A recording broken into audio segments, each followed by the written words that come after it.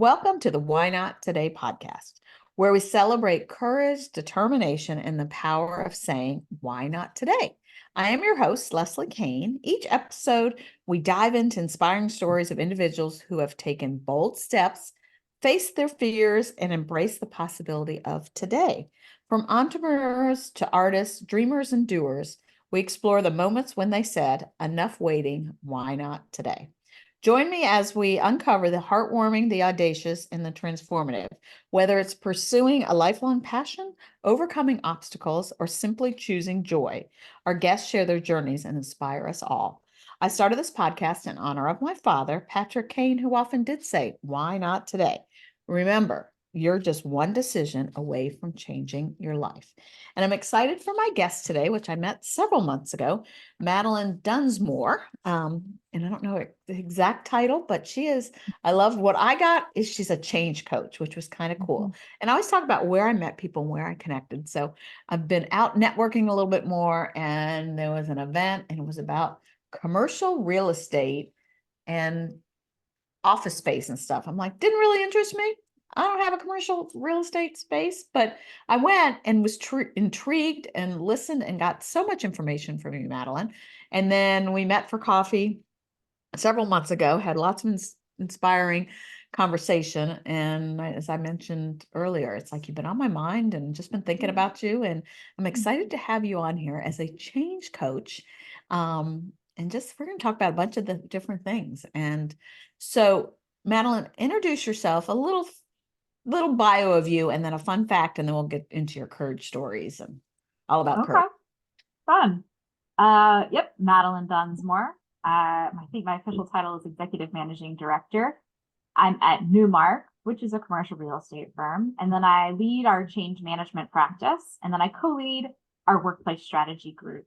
So we're a group of consultants inside a large commercial real estate firm that help clients who are looking to think about their office space or their workplace of the future and what that can be to help them envision what it is, how much space it is, and then how they're going to operate and how we match the behavior of people, employees, managers, and leaders to what the physical environment can be, and then continue to kind of match the behavior for the environment. And it's a continuous cycle of just kind of modifying things as work changes, as our relationships and connections to each other change, as how we manage people changes. The physical environment often has to kind of keep up. And that's kind of where our group comes in. And that's where we And I love that it's more about, the mental side of it is what we met and talked. Yeah. It's behavior. Before we get into all those subjects, tell us a little bit who Madeline is, not your professional title. Yep, that's my professional title and bio. I've done that for about 7 years. And I often get the, how did you get to this? And it's a very interesting and an unusual journey, I guess, to that. I was a theater major in college because I went to an arts high school and was a theater major in high school. And so I have this kind of performance and theater background. And then I got out into the real world. I got a couple jobs in the theater and arts industry, and I kind of came to the realization that that's not really what I wanted. After thinking that oh, this is my dream and this is what I was going to do, things kind of evolved for me. And so I made some different choices. I pivoted. I went to business school, and then I got into consulting. And so I was at Booz Allen Hamilton for a few years and was lucky and fortunate enough to serve on a workplace project with a federal agency as my client, and then kind of liaise that into workplace strategy that I now do for commercial clients. Yeah, it's interesting, the path. Yeah. So what's a fun fact? What's a fun fact about Madeline? What's a fun fact? I grew up in Birmingham, Alabama. Okay. Not everybody guesses that from when they meet me, but I did grow up there. And I have 2 small kids.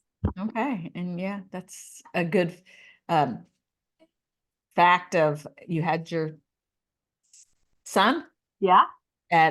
On March 20th, 2020, which. Yeah, that was March 20th? March 15th. March 15th. Okay. So it's coming up in 10 days. He's going to be 4. Wow. So he's got a lot of attitude and is a full-on 4-year-old, but I like to say he's one pandemic old. Aw, So forever be uh forever classified that. be he's ever forever my pandemic baby. And it was a wild time. We went into the hospital, right? You know how that was its own little drama.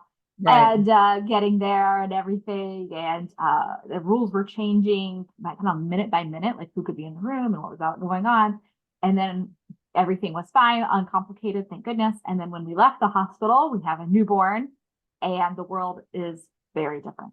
There's Yeah. no cars on the road. There's like nobody anywhere. Like it's very weird. So it's just weird to like go through such a major transition in your life that happens so quickly.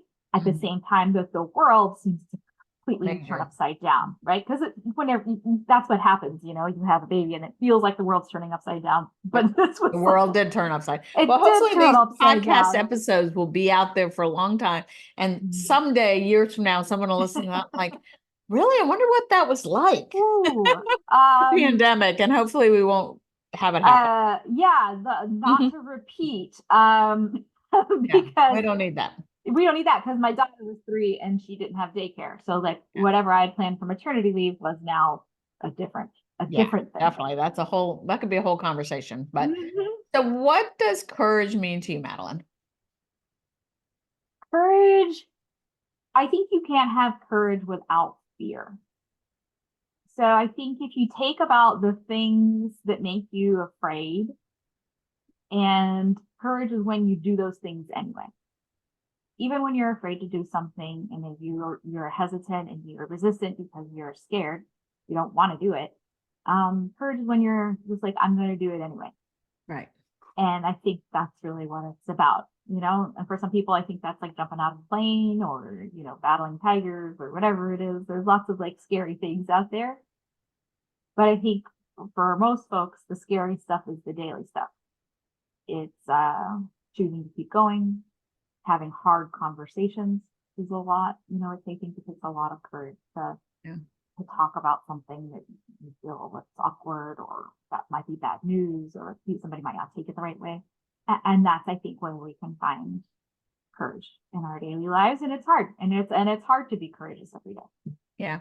And that's one of the things we talk about on this podcast a lot is, why not today? People are like, oh, I did this courageous thing or this happened. But I think it's more, the daily stuff. It's The the daily getting out stuff. of the bed. It's being Yeah. courageous enough to say, I put me first and I'm going to exercise. Yeah. Or I put me first and I'm going to go out with my husband on a date and, Yeah. or I'm going to go to work again today, or I'm going to get out of my house and be near somebody and not just Yeah. isolated in my house. So many Yeah. things. All those things. I think it's like a courage to like say, I'm not at my best today, or I don't feel quite right. And what am I going to do about it? Right. Right. And then like trying to take some action there, or even just being, self-compassionate. To have self-compassion, I think is a really hard thing to do too. Yeah, absolutely. And, when you're on a fitness program or exercise or, health, and then you go off the wagon or you Oh eat the yeah. cookie and, to have compassion, like, okay, it's not the end of the Okay. world. It's Or my okay. jeans are too tight today. And you know what? We can fix it tomorrow or we can work on it. It's Exactly. not the end of the world. And just because you like, you don't follow your plan exactly how you had it written out, or you miss a couple days of working out, that's not a reason to stop or to quit, right? It's like, it's okay. You're human. We'll try again. And like Yep. that trying again, I think is where, you have to, that's where you can find a lot of strength and resilience there because it's hard to keep going. Mm-hmm. I love that. Courage and trying again. And it's always a new Mm-hmm. day and Yeah. or a new hour or I've always heard the thing you can start a diet in the middle of a potato chip bag. 100%, right? You Like know? there's always tomorrow, but there's nothing like today, right? Yeah. Like you can always say, oh, that'll be tomorrow. And it's like, well, try now. Like It what can you do? doesn't have Small. to be perfect. And I think that's part of this podcast too. I haven't edited one version because you know what? They're just as they are, they're not perfect. But I Yeah. think not being perfect gives people permission that, you know what, they can try the thing or do the thing. Yeah, I think so. I think, what's the phrase? Don't let perfect be the enemy of the good, Hmm. right? Like there's a good enough Yep. way to do everything. And Yeah. I've really been thinking about good enough and what that can mean and applying it to lots of different scenarios, right? Like there's a whole book about good enough parenting. Hmm. There's one about good enough job. There's Right. good enough lots of things. And we in our lives have to be lots of things to lots of different people all the time. And there is a real desire to be perfect at them or to be the best we can possibly be or achieve, live your best life, blah, blah. But like, well, what if it was just good enough? And that does give you permission to be like, Yeah. oh, all right, if I'm not perfect, I can just do it. And maybe that's going to be good enough. Right. And then Um, tomorrow you could maybe get a little better. yeah, And exactly. every And day add to it. yeah, and it's that process, right, of getting somewhere. And yeah, you're not going to be there for the first day, even making the decision to change something major in your life. It's like, it's a series of tiny steps. Like, great, you made a decision, but getting there is, it's a one step at a time process. And it's not always, you don't always move forward, No, right? and it's not always the path you think it's going to be. And sometimes you take that No. step and it takes you here, and then you take the Yep. step and it takes you here, and then you take the step and it goes backwards, but still taking those steps. Yeah. What's important is that you take a step, right? And you continue to take the next one. Absolutely. And so I love what you do. And I mean, you're in the commercial real estate world, but there's so much more, and you're in people's heads. And we were just sharing beforehand. I heard a mover talk this week about a moving company that's in the commercial world and about all the parts of moving a commercial space.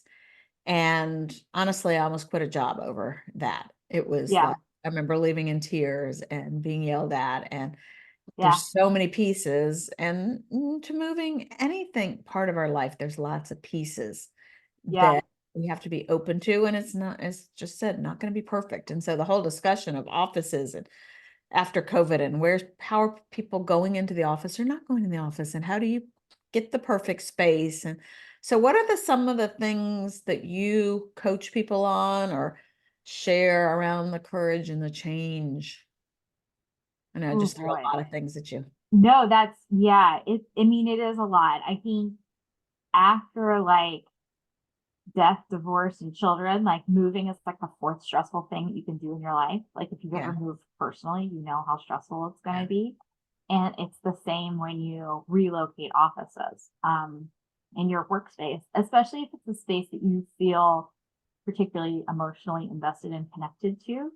And most people do, right? If you're regularly going into an office or you did previously, you have ties to that space because we're animals and we have a sense of like what brings me safety is my own space, right? Like my Right. own literally territory.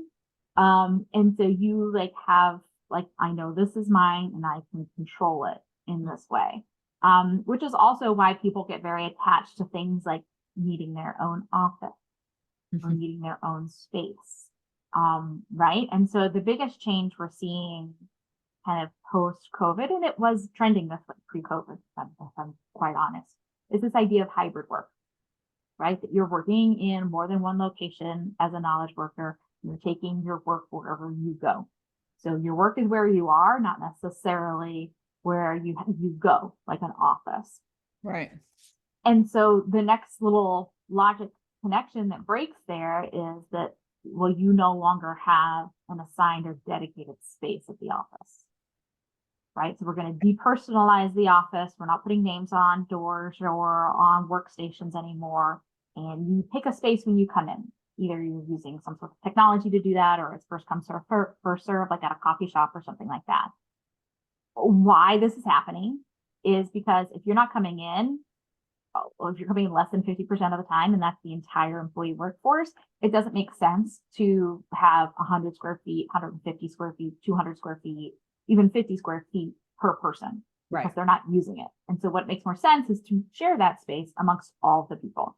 And this is like the foundation for the strategy of how you reduce your square footage. But also by having so much square footage per person, when you go in and there's only like 4 other people in the office, it feels dead. It's like a weird ghost towny feel that's Mhm. like not great. Yeah. Right? I mean, You in guys are doing, office, yeah, it's like I too mean, quiet. I haven't worked in an office. I quit my job 25 years ago, 24 years Mhm. ago. So it's been a long time. And since I've had to like find other places to work, to be around Yeah, people. And I know they have co-working spaces, yeah, but I was talking to somebody that was going to a co-working space. He's like, literally, I'd go in and I'd go in an office and close the door and, maybe I'd see somebody, but not yep, necessarily. And I think, the whole work world has so changed over the years where, I yeah, mean, that was my source of friends and connections and yeah, relationships and the people you went out to lunch with and the people yeah, you did things, and every once in a while I'll go into an office where there's people and I'm like, I kind of want a job again because I miss mhm, that community that it was able to yeah, build. And yeah. I think we're missing that now of a community in an office. I And think how you're do we right. and how do we get that back? And how do we I recently did a piece to the brokers in my company about tying like the loneliness epidemic, which we've heard a lot about, and how Mhm. working from home and especially all of that's really contributed to that. Because we're as an adult, you're going to interact with the most people is at work. And we're definitely not seeing people like, that getting any better. So what do we do, and how can work in the office kind of be the antidote to loneliness? How can it create connection? Yeah. And we can't do it the same way we did. We have No, to be more intentional, and it's really about purposeful gatherings. I like that. And how do we create purposeful gatherings? And does the office as a construct be the right solution for that? Right? Because it kind of assumes everyone's going to be there all the time. But that's Right. not our reality. And it's not No. our reality. Like I don't weigh in on the return to office wars, but the past is not the future, is all No. I'm going to say there. And so, but we do want these connections. So I envision this like, what if we take all the money we were spending on office and all of that, and we really focus on purposeful connections and purposeful gatherings? What would that look like? And I think it would look a lot more fun because we're bringing Yeah. people together for really meaningful interactions where they're connecting and they're not distracted, right? We've created space for them to be focused on each other to create those connections. They're really collaborating, they're really working together, they're building social bonds, right? And so it might not all be work focused either. Yeah.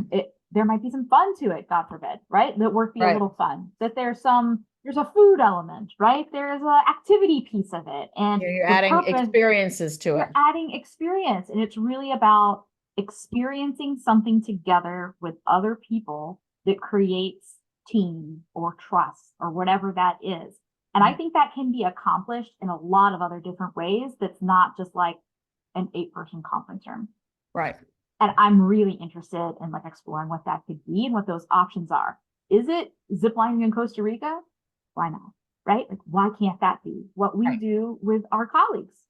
Um, and then we talk about work and projects and clients at dinner. I don't know. Like, what's important is that I build trust with you. And I know that's difficult to do virtually, but I don't know if the office is also the best solution for Yeah. how I will build trust with another Figure person. out those experiences. And I know I've been to lots of big conferences, and I always say Yeah, it's not the speaker on stage that often gives you the inspiration. It's the person standing in line in the ladies' room or the bathroom, the person you stay with, the person you eat next to, where you yeah, get the ideas and the inspiration. And right. sometimes, just being in a different environment or being around like-minded people. I was just on a call with a friend, and she's like, you re-inspired me. And I love that term. And I think I'm going to use it a Mhm, lot that, to be around people and the energy, just, you mhm, and I, when we met for coffee that day, I felt very mhm. energized and, ideas were spinning and maybe nothing even directly about what we talked about. Yeah, yeah, but it just gives you a little bit of spark, right? A little bit of like, yeah, motivation, and you feel like you learned something. You feel like you did something new and novel, which I think often gets lost too in our little Yeah. like rinse and repeat world. It's real easy to feel like it's every day's the same, Hmm. right? Sometimes. And the things that break it up are memorable. Right. So I love a good conference too, if and it's other people that you meet. It's not Yeah, necessarily the it's not that. speakers or the contents, but it gives everybody a focus, right? It gives it like, Right. we're all here for some reason, and it makes sense because Reason to gather, but then yeah, it's not the same. Like when you talk about you work in other places, like are there places you go and work outside of your home that you prefer? And what are those? yeah. And what are Hmm. the things, for And me, why? even Yeah, like working at like the last few years, my business has been remote, so I could work other places. right. Um, and I had a friend who I'd go where he lived and he liked all the blinds closed and it was dark and Hmm. not very motivated. I would leave and I'm like, I'm going to go to the place that has light, Yeah, sit by water and, yeah. can have different thoughts and, water fills me up. Other people, I have a friend that has a mountain house and that's where she goes Hmm. to escape. Um, and I even think like when we met at that Capital One building, Yeah, just the hotel rooms in there. I thought about, I might just gorgeous. go get a weekend and or change, it's changing location. Um, Yeah, it helps the juices flow. I think so, because it takes you out of your patterns and routines because you're in a different place. I mean, for some people, it's like scary, it takes some courage maybe to be in Right. a different location, but Yep. that can be so good for you because Yeah. you just get a different point of view in a way that you don't even realize that you were stuck before, right?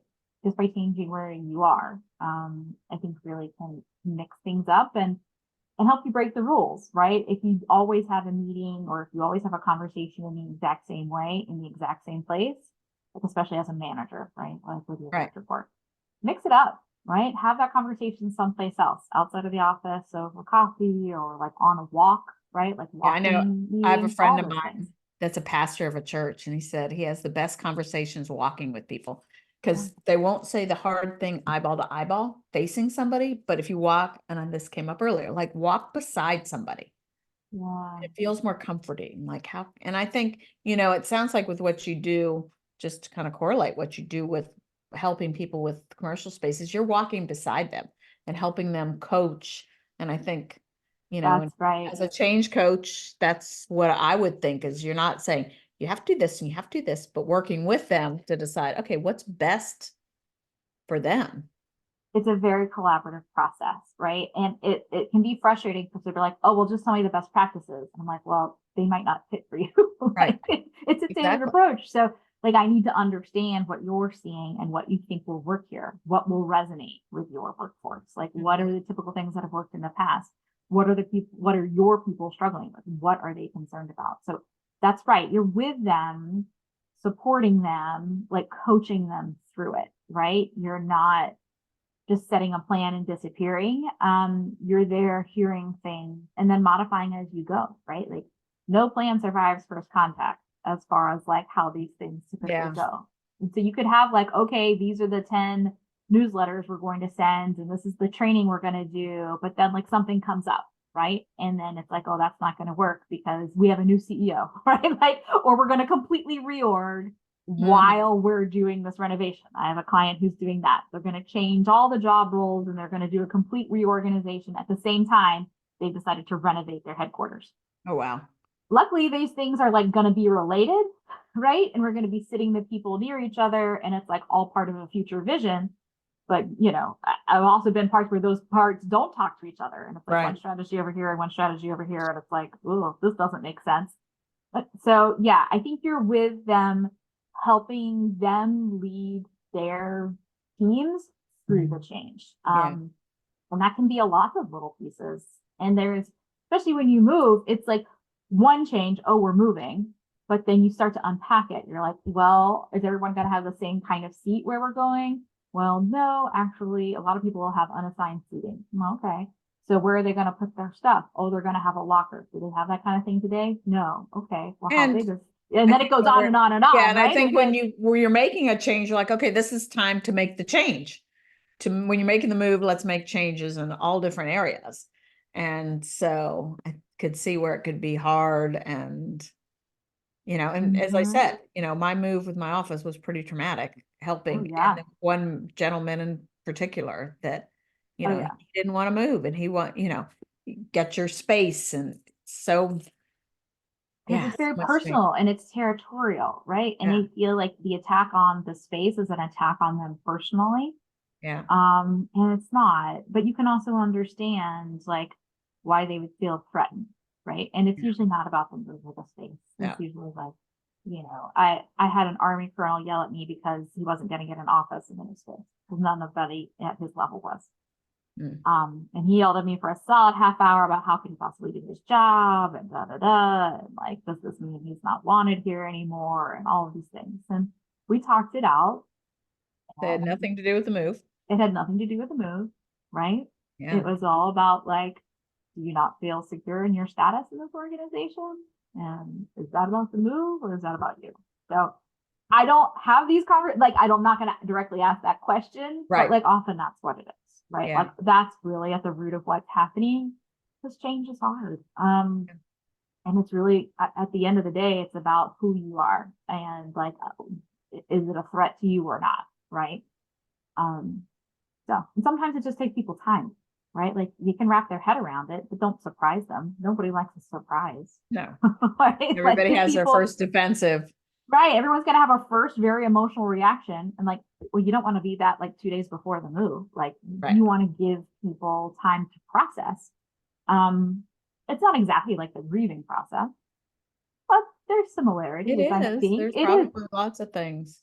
Like you have to say goodbye to one space and say hello to something new. And that new is going to Mhm. be great. Like imagine how great it's going to be. But that doesn't diminish the fact that you do have to say goodbye. Yeah, and you don't know what's going to be great. And this has been your Yeah, great. And how do right. you know if that is going to be a great? Yeah. So that's kind of what I help people navigate through. And then the tactics you use to do that can be anything, right? It can Yeah. be emails or meetings or videos or, focus groups or a series of trainings or coaching or, walkthroughs, All the tours, tools. all the things, right? It can be any gamut of way you can interact with somebody, really. Um, but it's really those key messages of like, when are we telling people? How are we framing it? And how are we bringing them along the journey? Yeah. And And how again, can they be a part of it, right? It's not again, something bring that's them along and happening. be a part of it. Bring them along. You don't want people to feel like they're victims. And Yeah. that so often happens in a move. You're like, oh, you're doing this to me. You're attacking me. And it's like, what if, 6 months ago I started and I say, I want you to be a part of this process. You're a key piece of what our new future looks like. Come with me.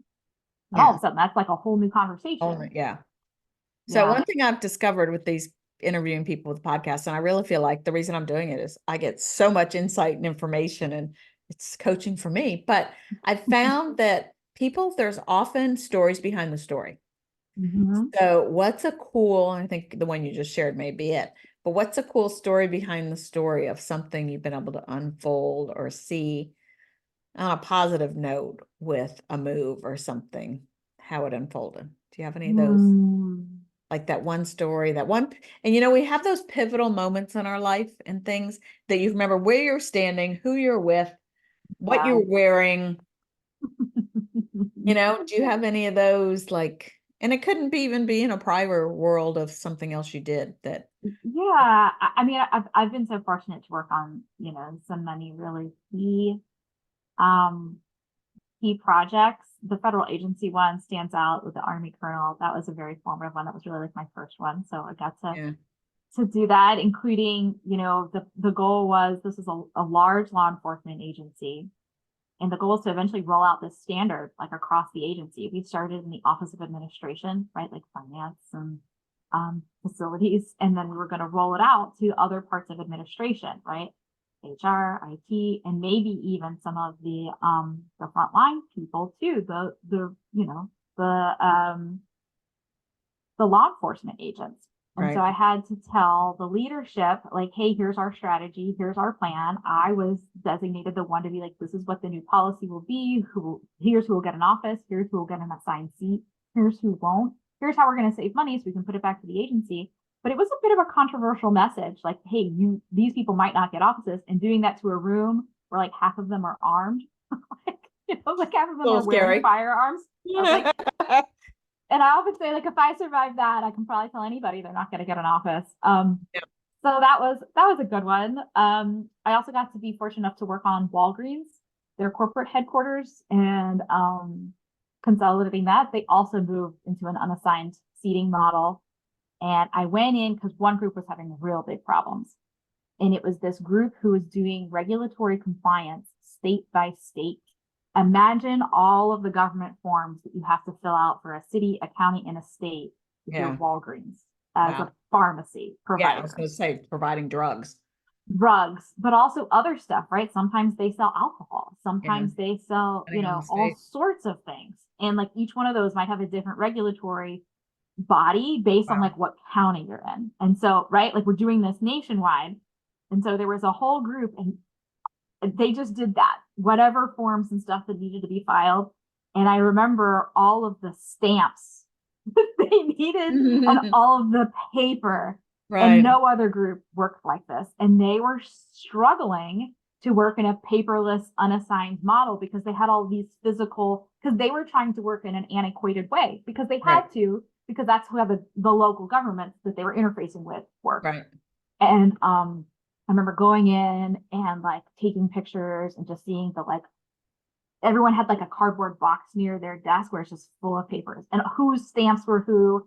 And I was like, okay, this model might be working for the rest of the company, but it's not going to work for this Yeah. poor small group. We need to give them their own space, the dedicated space, and some sort of storage for all of these Stamps. paper stamps. Wow. It was wild. So this is another like, hey, you might have a big street sweeping like strategy for everybody, but there's always exceptions to the Sounds rule. like you really have to understand the behind the scenes of what's going on. Yeah, just go in and like, yeah, sometimes you really just have to observe the behavior. And Yeah. once you see it, I just took pictures. I only remember because it came up recently on my phone. It's like pictures. Like, why do I have these pictures? Yeah, my phone is half kids and then half office interiors. And so sometimes it's like, what random office was that? But that one came up and I'm like, oh yeah, that was Pretty cool. that was a cool one. Yeah. Yeah. Yeah. I'm sure we could go through lots of stories. So, how would you encourage somebody else to be courageous, get out of their comfort zone, or as we talked about Yeah. their daily life? I think it's the small stuff. I think it's the one step at a time. It's like what is the one small thing you can do, right? And just do that. And then see where it goes. And I think it's the continuing to be curious about something and not judgmental. Love that. So once you try something, right? Like how did it go? How can you be curious about it? Like and you don't have to be like bad or good or that was, the value judgment I think we place on things that we experiment with often hold us back in a very unhelpful way. But I think if you just kind of ask questions and put your little science hat on a little bit of like, how did that experiment go? Right. And what would I do differently? And I'm Yeah. going to keep experimenting. Because I think even the idea of being courageous, you can be like, I mean, when you asked me for this, you asked me the courageous, like, I'm not courageous. Like, that was my first thought internally was like, I don't have courage. How am I a courageous person? Like, why would Leslie I get choose that me? often. Like, I'm not courageous.